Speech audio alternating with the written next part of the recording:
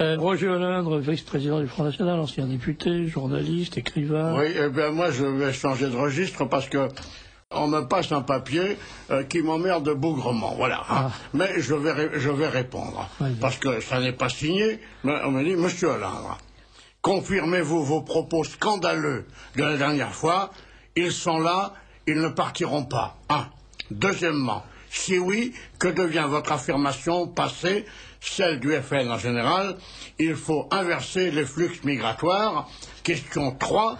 Est-ce que vraiment vous prenez les électeurs pour des abrutis? Dans ce cas, vous auriez grand tort. Bon, je ne sais pas qui est ce monsieur, je ne sais pas combien il a de décoration, je ne sais pas ce qu'il a fait, s'il a chassé les Allemands à lui tout seul, s'il a vaincu les Viettes tout seul, s'il a fait la guerre d'Algérie, s'il colle des affiches pour le Front National, s'il paye ne serait-ce qu'une cotisation très minime, s'il distribue des tracts, s'il se bat comme nous le faisons pour l'avenir du pays.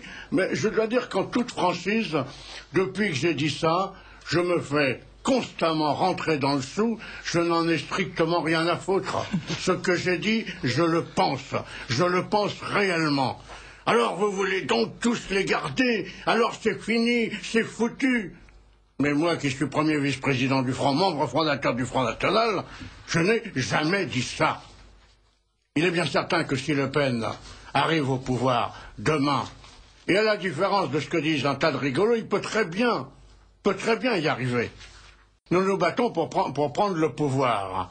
Alors si on prend le pouvoir demain, on ne va rien changer. Alors il vaut mieux rester à la maison si c'est pour ne rien changer. Mais on va prendre la France dans l'état où elle est. Et je me demande si le monsieur qui envoie ce mot voit un peu l'état de la France. Alors comme nous sommes des gens sérieux, comme nous sommes des gens courageux, nous fermerons les frontières. Nous n'autoriserons plus la double nationalité. Nous viderons les prisons. Nous renverrons les clandestins. Mais que ça plaise ou pas à ce monsieur, il y a des gens qui sont là maintenant depuis 20-30 ans avec la carte d'identité.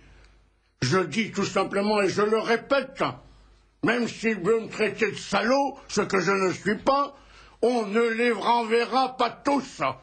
Parce que c'est facile de dire on va tous les renvoyer. Et je me demande comment des gens pourraient applaudir si nous disions cela.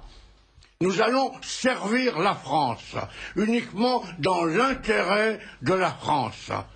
Et les autres, eh bien, aussi bêtement que ça puisse paraître et aussi connement que ça peut paraître à ce monsieur, je suis sûr, nous sommes sûrs. Et moi, le tout premier, que beaucoup de ces gens-là peuvent voter pour nous. Parce que parmi ces immigrés, il y a des gens qui aiment la France. Alors c'est plus facile de ne rien foutre, de dire tac, tac, tac, on va descendre dans la rue avec la Thompson. Qui va descendre dans la rue? Que ce monsieur, me donne son adresse. Je lui ferai envoyer une arme lourde. Comme ça, il pourra descendre dans la rue, c'est sûr et certain. Personne ne descendra dans la rue. Personne ne descendra dans la rue. C'est l'évidence même. Voilà. Parce qu'en Algérie, on avait une partie de l'armée avec nous. On avait de l'armement. Eh bien, il n'y a pas grand monde qui est descendu dans la rue. Moi, quand j'ai fait mon maquis, je comptais sur 600 personnes. J'en ai eu 6. Alors demain, ils descendront dans la rue avec quoi? Et si on descendait dans la rue, un avec une batte de baseball, l'autre avec un lance-pierre, et le troisième avec une mitraillette Sten sans chargeur, on serait dissous dans la demi-heure, et les républicains armeraient les banlieues pour sauver les valeurs de la République. Alors en quelle langue il faut le leur dire?